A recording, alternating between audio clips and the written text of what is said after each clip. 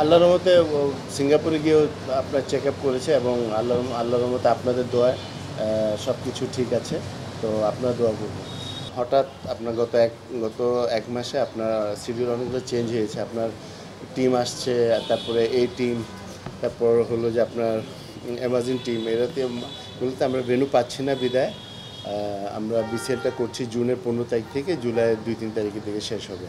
তো সেটা আমরা জানি যে এটা একটু ওয়েদারে একটু প্রবলেম হবে প্লেয়ারদের, বাট করার কিছু নেই।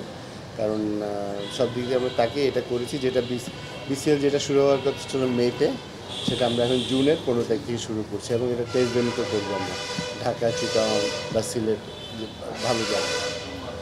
আর যেটা হলো যে আমাদের যে ন্যাশনাল চ্যাম্পিয়নশিপ যেটা চলছে সেটা এখন আপনার সেকেন্ড রাউন্ডের পর্যায়ে আছে। সেটা মোস্ট প্রবলি আমরা ফাইনাল করে দিচ্ছি আপনার 4, 5, 6, এটা মোস্ট প্রবলি আমরা কক্সবাজারে করবো। তখন আমাদের চিটং এবং ঢাকা দুটোটা ভেন্যু কিন্তু আপনার ব্যস্ত থাকবে।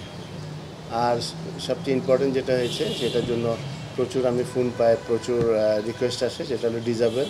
কারণ আপনারা জানেন ডিজাবেলটা একটা ভালো সম্ভাবনা আছে, যদি আমরা ডিজাবেলদেরকে ক্রিকেটটা যদি ভালোভাবে চালু করতে পারি, একটা ওয়ার্ল্ড মানে যেভাবে আমরা অপরচুনিটি পাই ওয়ার্ল্ড চ্যাম্পিয়ন হওয়ার একটা সম্ভাবনা আছে। কারণ বাংলাদেশের ডিজাবেল প্লেয়াররা কিন্তু স্ট্যান্ডার্ড অনেক ভালো।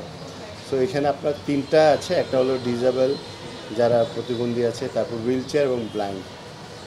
তো আমরা এই তিনোটা টুর্নামেন্ট করার চেষ্টা করব এবং উইদিন 15-20 দিন পর পর আমরা প্রত্যেক বছর একটা করে টুর্নামেন্ট করব। তো আপাতত আমরা একটা সিস্টেম করেছি, কারণ এর আগে আমরা 2-1বার ট্রাই করেছি, বাট এটা বিভিন্ন জনের নামে বা বিভিন্ন ব্যক্তিদের নামে টিমটা আসে। বাট আমরা এবার নতুনভাবে এটা শুরু করছি, যেটা হলো বিসিবির আন্ডারে সবাইকে রেজিস্ট্রেশন করতে হবে এবং এখানে কিছু ক্যাটেগরি আছে, যারা আগে খেলেছে, কোথায় খেলেছে, এইসব সার্টিফিকেট যদি আমাদেরকে দেয়, তারপর আমরা ওটা বিবেচনা করে আমরা টিম করব।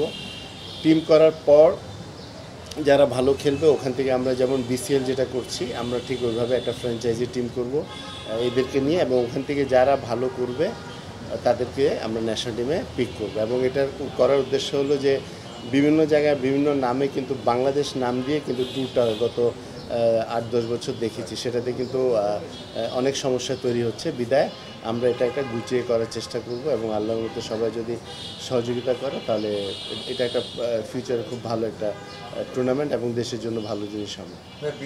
হ্যাঁ, আমরা চেষ্টা করবো, যেহেতু আমাদের কিন্তু আর কোনো ওয়ে নাই, যেহেতু আমরা মেতে, এটা কিন্তু আমরা গত 6-7 মাস আগের থেকে ধরে রেখেছিলাম আমরা মেতে হবে, বাট সাডেনলি আপনার 2-3টা ট্যুর হোমে হচ্ছে, বিদায় আমরা এই মাঠগুলো পাচ্ছি না এবং প্লেয়ারদেরকেও পাবো না।